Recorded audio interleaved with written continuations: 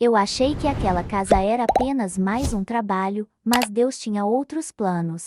O que aconteceu ali mudou não só a vida daquelas crianças, mas a minha também, de uma forma que eu jamais imaginaria. Meu nome é Maria Santos, tenho 28 anos, e durante muito tempo minha vida foi marcada pela dor. Perdi meu único filho aos 2 anos de idade por uma doença rara, e desde então mergulhei nas escrituras e na oração como forma de encontrar consolo. Meu pastor sempre dizia que Deus não desperdiça nossa dor, que Ele usa tudo para o bem daqueles que o amam. Eu acreditava nisso, mas nunca imaginei como essa verdade se manifestaria de forma tão poderosa na vida de uma família que eu ainda nem conhecia. Era uma segunda-feira de março quando recebi a ligação da agência de empregos domésticos. Precisavam urgentemente de alguém para trabalhar na casa de um empresário cristão, viúvo há 2 anos, que tinha 2 filhas gêmeas de 3 anos de idade.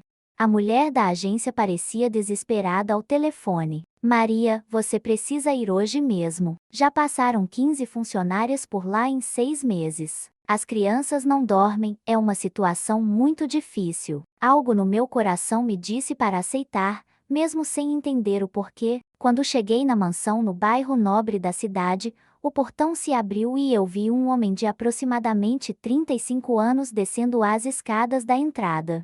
Ricardo Mendes era o tipo de pessoa que você reconhece imediatamente como alguém que carrega o peso do mundo nos ombros. Olheiras profundas, cabelos desalinhados, e um cansaço que parecia vir da alma. A senhora é a Maria. Graças a Deus chegou. Sua voz tremia de exaustão. Entre, por favor, preciso urgentemente da sua ajuda. Assim que pus os pés dentro da casa, escutei algo que gelou meu sangue. Um choro desesperado, agudo, que ecoava pelos corredores da mansão. Não era um choro normal de criança, era um som de quem está em agonia. São elas, Ricardo explicou com a voz embargada. Isabela e Vitória. Desde que minha esposa morreu, elas não conseguem dormir direito. Choram das 7 da noite até as 5 da manhã, todos os dias. No caminho para o quarto das meninas, ele me contou a tragédia que havia devastado aquela família. Sua esposa, Camila, morreu em um acidente de carro quando voltava da igreja após um culto de oração. As gêmeas, que na época tinham apenas 1 ano, estavam no carro, mas sobreviveram sem ferimentos físicos. O médico disse que elas não têm nenhum problema de saúde, Ricardo continuou. Já levei em pediatra, neurologista, psicólogo infantil. Gastei uma fortuna tentando entender o que está acontecendo. A igreja inteira ora por nós. Mas nada adianta. Quando chegamos ao quarto, meu coração se despedaçou. 2 menininhas idênticas, loirinhas como a mãe que eu via nas fotos espalhadas pela casa, choravam inconsolavelmente em seus bercinhos. Elas eram lindas, mas havia algo em seus olhares que me tocou profundamente. Era como se estivessem perdidas, procurando por algo que não conseguiam encontrar. Já tentei de tudo, Ricardo sussurrou. Música clássica, sons da natureza, remédios naturais, chá de camomila. Nada funciona. Senti o Espírito Santo me conduzindo. Aproximei-me devagar dos berços e, sem pedir permissão, estendi as mãos em direção às gêmeas. Posso orar por elas? Perguntei. Ricardo me olhou surpreso, mas fez que sim com a cabeça. Coloquei minhas mãos sobre as cabecimas dos berços e comecei a orar baixinho, em línguas primeiro, depois em português. Pai Celestial, o Senhor conhece a dor dessas criancinhas. Elas sentem falta da mamãe, sentem um vazio que só o Senhor pode preencher. Derrama a tua paz sobre elas, mostra que não estão sozinhas. O que aconteceu a seguir só posso descrever como um milagre. Gradualmente, o choro foi diminuindo até cessar completamente. Isabela e Vitória me olharam com curiosidade, como se estivessem vendo algo diferente em mim. Em 5 minutos, as duas estavam dormindo profundamente, com as respirações calmas e os rostinhos relaxados. Ricardo ficou em estado de choque. Como? Como você fez isso? Elas não dormem assim há 2 anos. Se você está assistindo esse relato e foi tocado por essa história, se inscreve no canal e me conta nos comentários de qual cidade, estado e que horas você está assistindo. Quero orar por cada um de vocês também. Naquela primeira noite, as meninas dormiram 12 horas seguidas. Ricardo me ligou no dia seguinte, a voz carregada de emoção. Maria, eu não sei o que a senhora fez, mas elas continuam dormindo. É a primeira vez em 2 anos que eu durmo uma noite inteira. Quando voltei para trabalhar na terça-feira, ele estava visivelmente diferente. Mais descansado, mais esperançoso. A senhora tem algo especial. Quero que saiba que pode ficar aqui o tempo que quiser. Durante os dias seguintes, estabeleci uma rotina de oração com as gêmeas. Pela manhã, quando chegava, orava sobre elas pedindo proteção para o dia. À tarde, durante o cochilo, intercedia pela cura interior delas. E à noite, antes de ir embora, fazia uma oração de gratidão e entrega a Deus. As meninas respondiam de forma impressionante. Não só dormiam bem, mas também estavam mais calmas durante o dia, mais carinhosas, mais abertas ao afeto. Ricardo começou a fazer perguntas sobre minha fé. Maria, como a senhora aprendeu a orar desse jeito? A senhora tem algum dom especial? Aproveitei para compartilhar meu testemunho. Contei sobre a perda do meu filho, sobre como Deus me sustentou nos momentos mais difíceis, sobre como aprendi que a oração não é apenas pedir coisas a Deus, mas é criar um canal de comunicação entre nosso coração e o coração dele. Não tenho nenhum dom especial, expliquei. Só tenho uma fé que foi forjada na dor e uma intimidade com Deus que nasceu da necessidade. A Bíblia diz em Isaías 61:3 que Deus quer dar beleza em lugar de cinzas, óleo de alegria em lugar de tristeza, vestes de louvor em lugar de espírito angustiado. Compartilhei com ele numa tarde enquanto víamos as gêmeas brincarem tranquilamente no jardim. Suas filhas estavam cobertas pelas cinzas da dor da perda da mãe. Quando oramos, Deus começa a transformar essa dor em algo bonito, em propósito. Ricardo ficou em silêncio por um longo tempo.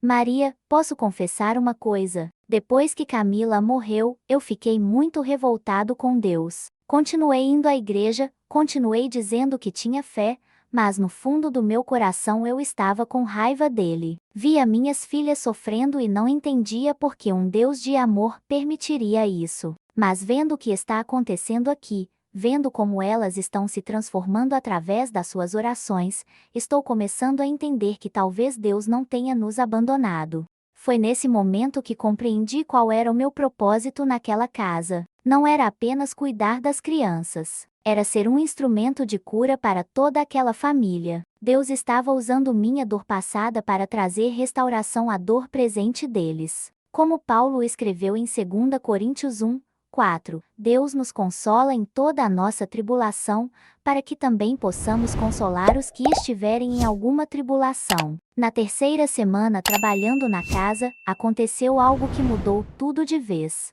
Era uma sexta-feira à noite, e eu estava terminando de arrumar a cozinha quando escutei Ricardo conversando no telefone com alguém da igreja. Pastor, é incrível. As meninas estão completamente diferentes. Dormem a noite toda, estão carinhosas, estão até tentando falar Maria o tempo todo. E eu estou me sentindo mais próximo de Deus do que nunca. É como se ele tivesse mandado um anjo para nossa casa. Aquelas palavras me tocaram profundamente. Quando ele desligou, se aproximou de mim na cozinha. Maria, posso fazer uma pergunta pessoal? Fiz que sim. A senhora é casada? Tem família? Expliquei que era viúva, que meu marido havia morrido pouco depois do nosso filho, e que desde então me dedicava ao trabalho e à obra de Deus. Sabe o que tenho percebido? Ele continuou. Minhas filhas te veem como uma mãe. E eu comecei a ter sentimentos que não sentia há muito tempo. Meu coração disparou.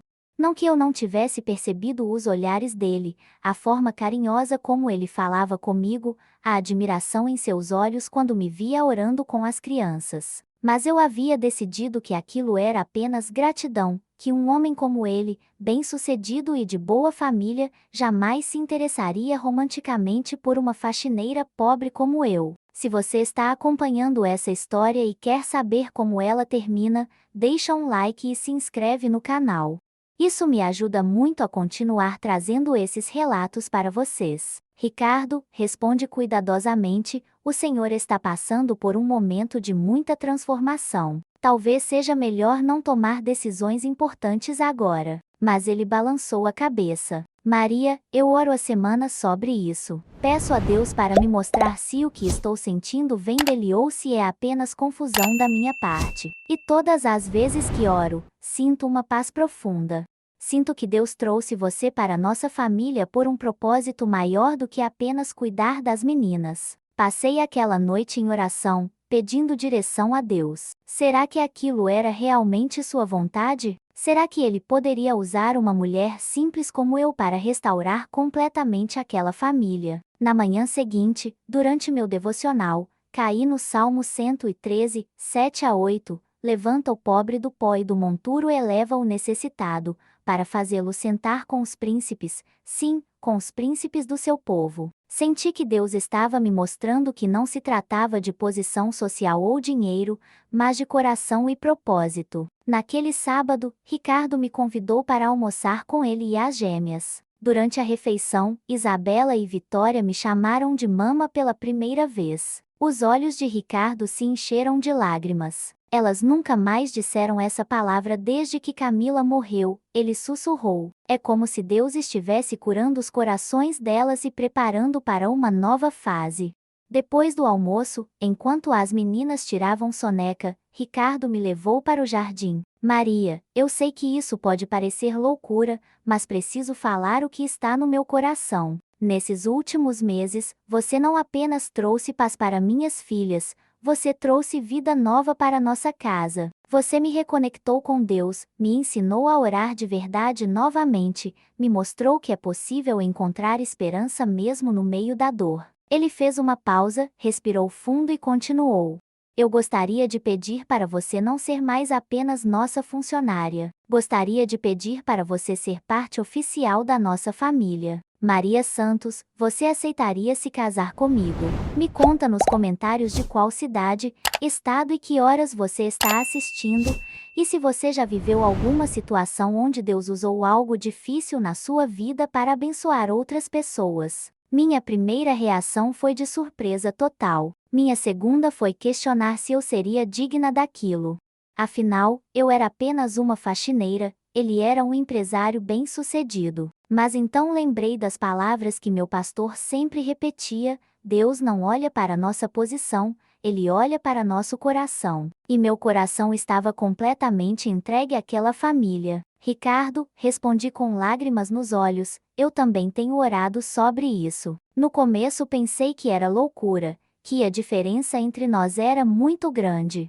Mas Deus tem me mostrado que quando Ele quer unir duas pessoas, não importam as circunstâncias externas. O que importa é que ambos estejam dispostos a servi-lo juntos. Fiz uma pausa e olhei nos olhos dele. Sim, eu aceito. Aceito ser sua esposa e ser mãe das suas filhas. O pedido oficial aconteceu 3 meses depois, durante um culto na igreja que frequentávamos. Ricardo havia conversado com o pastor sobre nossa história, sobre como Deus havia usado nossa união para trazer cura e restauração para sua família. O pastor, emocionado, disse que aquilo era um testemunho vivo de como Deus transforma todas as coisas para o bem daqueles que o amam. No dia do casamento, 6 meses depois, Isabela e Vitória foram nossas daminhas de honra. Durante a cerimônia, o pastor leu Efésios 13:20, ora, aquele que é poderoso para fazer tudo muito mais abundantemente além daquilo que pedimos ou pensamos, segundo o poder que em nós opera. Ele explicou que nossa história era um exemplo perfeito desse versículo. Nem Ricardo nem eu havíamos pedido a Deus por um novo amor, mas Ele, em sua infinita bondade, nos deu muito mais do que imaginávamos possível. Hoje, 2 anos depois, nossa família é completamente transformada. Isabela e Vitória, agora com 5 anos, são crianças felizes, seguras e cheias de fé. Elas me chamam de mamãe com naturalidade e carinho. Ricardo se tornou um homem de oração fervorosa, e frequentemente me agradece por ter me usado como instrumento de Deus para reconectá-lo com sua fé. Se você está sendo abençoado com essa história, se inscreve no canal e ativa o sininho das notificações para não perder os próximos relatos. Mas a história não termina aí.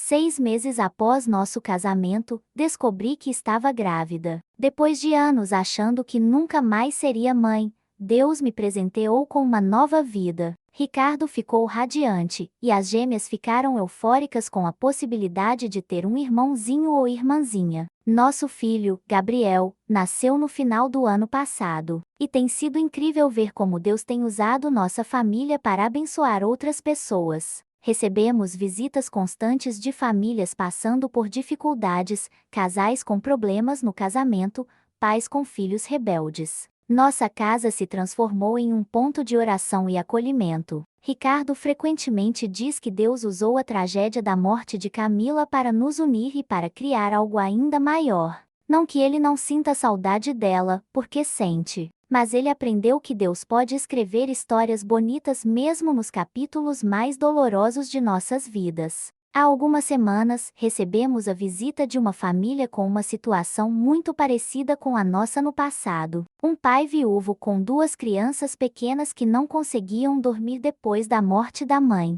Quando eles chegaram em nossa casa, Isabela e Vitória imediatamente se aproximaram das crianças e disseram: "A mamãe Maria vai orar por vocês, e vocês vão ficar bem." Foi nesse momento que entendi completamente o propósito de tudo o que vivemos. Deus não desperdiça nossas dores.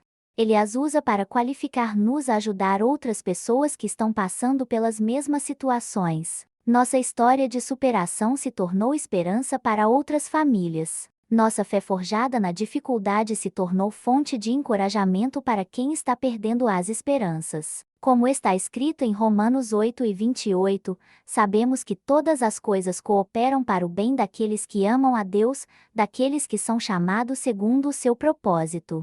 Durante muito tempo eu não entendia como a morte do meu primeiro filho poderia cooperar para algum bem. Mas agora entendo. Aquela dor me ensinou a orar com autoridade por crianças feridas. Aquela perda me deu a sensibilidade necessária para enxergar a dor de Isabela e Vitória. Não estou dizendo que foi fácil, nem que não questionei Deus muitas vezes. Houve noites em que chorei até dormir, pedindo respostas que não vieram. Mas hoje posso dizer que cada lágrima valeu a pena. Cada noite de dor me preparou para ser a mãe que Ricardo, Isabela, Vitória e Gabriel precisavam. Se você chegou até aqui nessa história, por favor, se inscreve no canal. Isso significa muito para mim e me ajuda a continuar compartilhando testemunhos que podem encorajar outras pessoas. A lição que quero deixar para quem está assistindo é esta: nunca subestime o poder de uma vida entregue a Deus. Eu era apenas uma faxineira com um coração quebrantado, mas Deus me usou para restaurar uma família inteira. Você pode achar que sua situação atual não tem propósito, que sua dor não tem sentido, que suas circunstâncias não podem ser usadas por Deus. Mas eu estou aqui para te dizer que você está enganado. Deus é especialista em usar vasos quebrados. Ele é especialista em transformar tragédias em triunfos, lágrimas em alegria, perdas em ganhos eternos. O que você precisa fazer é entregar sua vida completamente nas mãos dele e estar disponível para ser usado no momento e da forma que ele quiser. Talvez você esteja passando por uma situação difícil agora e não consiga enxergar saída. Talvez você tenha perdido alguém importante ou esteja enfrentando uma crise que parece não ter solução. Eu quero te encorajar. Deus não terminou de escrever sua história. Ele ainda tem capítulos lindos reservados para sua vida. Como cantamos na igreja, Deus está no controle, mesmo quando não entendemos seus caminhos. E eu posso testemunhar que isso é verdade. Hoje, quando olho para minha família, quando vejo o sorriso das meninas, quando sinto o abraço do meu marido, quando seguro meu bebê no colo, sei que valeu a pena confiar em Deus mesmo sem entender seus planos. Que essa história sirva de encorajamento para sua vida.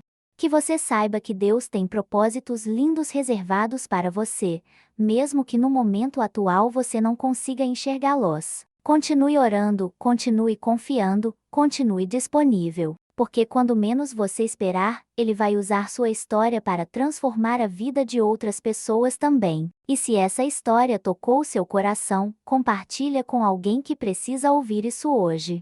Deus pode usar seu compartilhamento para levar esperança a uma família que está passando por dificuldades similares às nossas. Obrigada por terem assistido até aqui. Fiquem com Deus e lembrem-se, Ele tem o melhor reservado para cada um de vocês.